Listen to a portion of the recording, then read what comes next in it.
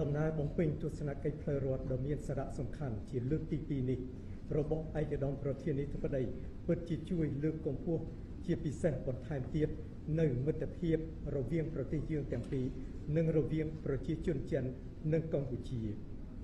វត្តមានដ៏ឧត្តមឧត្តមរបស់ឯកឧត្តមប្រធានាធិបតីនិងគណៈប្រតិភូជាន់ខ្ពស់នៅក្នុងរាជធានីភ្នំពេញគឺជាព្រឹត្តិការណ៍ប្រវត្តិសាស្ត្រដ៏ពិសេសបំផុតជាការពង្រឹងចំណងប្រពៃណីដ៏យូរលង់និងមិត្តភាពដៃថែបសាមគ្គីភាពស្និទ្ធរមួតនិងកិច្ចសហប្រតិបត្តិការលើគ្រប់វិស័យដែលយើងបានកសាងកន្លងមកទំនាក់ទំនងជាបងប្អូនដ៏ល្អប្រពៃយូរលង់មកហើយនេះបានបដិសន្ធិឡើងរវាងព្រះករុណាព្រះមហាវីរក្សត្រព្រះនរោត្តមសីហនុព្រះវររាជបិតាឯករាជ្យបូរណភាពទឹកដីនិងឯកភាពជាតិខ្មែរព្រះករុណាព្រះបរមរតនកោដ្ឋជាទីគោរពសក្ការៈដ៏ខ្ពង់ខ្ពស់បំផុតជាមួយថ្នាក់ដឹកនាំកម្ពុជាចិនជាច្រើនជំនាន់មកហើយឆ្លៀតក្នុងឱកាសនេះខ្ញុំសូមសម្ដែងនូវកតញ្ញូតាធម៌ដ៏ជ្រាលជ្រៅជូនឯកឧត្តមប្រធានាធិបតីជូនចំពោះមហាប្រជាជនចិនរដ្ឋាភិបាលនៃសាធារណរដ្ឋប្រជាមានិតចិននិងបកកុម្មុយនីសចិនដែលមានគុណូបការៈដ៏ធំធេងគ្រប់គ្រងនិងជួយកម្ពុជាយើងខ្ញុំប្រកបដោយចិត្តមហាសប្បុរសតាំងពីដើមរៀងរហូតមក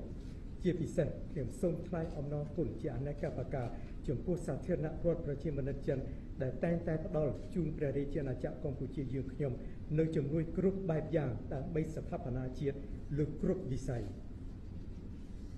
ប្រជារាស្ត្រកម្ពុជារាជរដ្ឋាភិបាលកម្ពុជាសម្ដេចព្រះមហាក្សត្រីនរោត្តម មុនិនាថ សីហនុព្រះវររាជមាតាជាតិខ្មែរជាទីគោរពសក្ការៈដ៏ខ្ពង់ខ្ពស់បំផុតរួមជាមួយព្រះរាជវង្សានុវង្សខ្មែរនិងខ្ញុំមិនអាចបំភ្លេចបានឡើយនៅទឹកចិត្តស្រឡាញ់រាប់អានគ្រប់គ្រងដែលថ្នាក់ដឹកនាំកម្ពុជាដ៏ឧត្តមឧត្តមគ្រប់ចំនួននៃសាធារណរដ្ឋប្រជាមានិតចិនតែងតែផ្ដល់ជូនជនរួមជាតិយើងខ្ញុំក្នុងនាមជាមិត្តដៃថែបនិងក្នុងក្របខ័ណ្ឌនៃដៃគូកិច្ចសហប្រតិបត្តិការត្បូងពេជ្រឯកឧត្តមប្រធានាធិបតីជាទីគោរពស្រឡាញ់រាប់អានដ៏ខ្ពង់ខ្ពស់បំផុតសម្ដេចឯកឧត្តមលោកជំទាវជាទីមេត្រី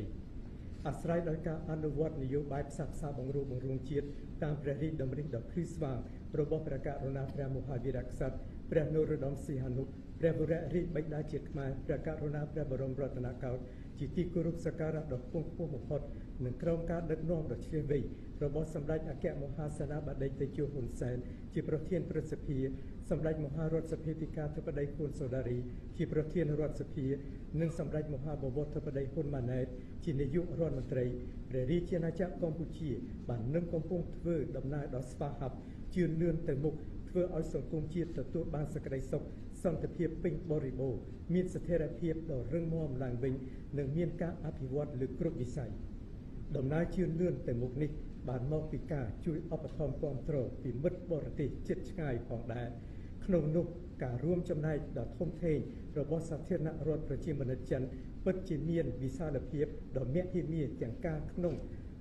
អភិវឌ្ឍក្នុងស្រុកទាំងការគ្រប់គ្រងនៅលើឆាកអន្តរជាតិខ្ញុំសូមថ្លែងអំណរគុណជូនរដ្ឋាភិបាលនៃសាធារណរដ្ឋប្រជាមានិតចិនដែលបានផ្ដល់ជំនួយជាច្រើនមានគ្រឿងចក្រធុនធ្ងន់ធុនស្រាលគ្រឿងយន្តកសិកម្មរថយន្តម៉ាស៊ីនបូមទឹកជាដើមជូនដល់ក្រុមសម្ដេចឪសម្រាប់យកទៅជួយដល់បងប្អូនប្រជារាស្ត្រដែលនៅតាមជនបទបន្ថែមពីលើនេះកាលពីពេលថ្មីកន្លងទៅសាធារណរដ្ឋប្រជាមានិតចិនបានថ្វាយរថយន្តប្រណិត Hongqi H9 ចំនួន12គ្រឿងផងដែរខ្ញុំសង្ឃឹមថាសាធារណរដ្ឋប្រជាមានិតចិននឹងបន្តផ្ដល់ជំនួយសម្រាប់ការអភិវឌ្ឍគ្រឿងសេដ្ឋកិច្ចកម្ពុជាក៏ដូចជាការចែករំលែកបទពិសោធន៍ល្អព្រមទាំងចំណេះដឹងចំណេះធ្វើនិងផ្ទេរបច្ចេកវិទ្យាថ្មីដល់ប្រជាជាតិកម្ពុជាយើងខ្ញុំឯកឧត្តមប្រធានាធិបតីជាទីគោរពស្រឡាញ់រាប់អានដ៏ខ្ពង់ខ្ពស់បំផុតក្នុងឋានៈជាមិត្តដ៏ជិតស្និទ្ធរបស់មហាប្រជាជនចិនប្រជារាស្ត្រកម្ពុជាសូមសម្ដែងនូវការកោតសរសើរយ៉ាងស្ញប់ស្ញែងនិងសូមគាំទ្រយ៉ាងពេញទំហឹងឥតងាករេចំពោះគោលនយោបាយចិនតែមួយបន្ថែមពីលើនេះកម្ពុជានឹងបន្តគាំទ្រនៅកិច្ចសហប្រតិបត្តិការទ្វេភាគីចិនកម្ពុជាគាំទ្រគ្នាទៅវិញទៅមកនៅក្នុងគ្រប់វេទិកាពហុភាគីដូចជានៅក្នុងក្របខ័ណ្ឌអង្គការសហប្រជាជាតិនិងនៅក្នុងក្របខ័ណ្ឌអាស៊ានចិន